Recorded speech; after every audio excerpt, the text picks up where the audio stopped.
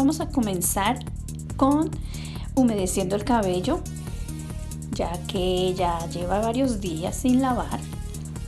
Varios días, no son ni 5 ni 7, son 2 días.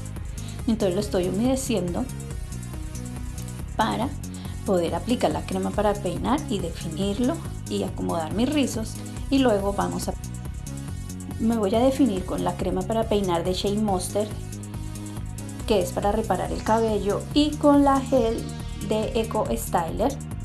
Así, esta es la manera en que yo me definía mi cabello antiguamente, antes de conocer todas las técnicas de definición que ahora aplico a mi cabello, como lo es rizo por rizo, los twists, con el peine, bueno, en fin, todas las técnicas que hay. Aplico la gel ahora en poca cantidad para que el cabello no me quede duro.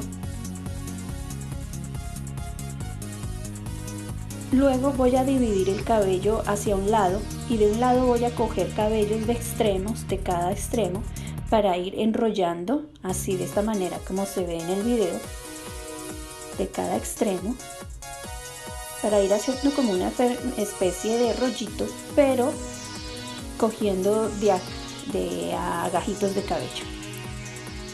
Sujeto con un cauchito y hago la misma operación del otro lado. Así voy tomando cabellitos del frente y de la parte de atrás hasta ahí y lo uno con el otro, así, con un cauchito. Me acomodo en la parte de adelante y así es como queda el peinado, como una coronita. Bueno, esto es todo el día por hoy. Gracias por haber estado aquí. No se te olvide de activar la campanita, de suscribirte y de comentar, compartir y darle un dedito arriba si te gustó el video. Muchas bendiciones y gracias por haber estado aquí. Bye.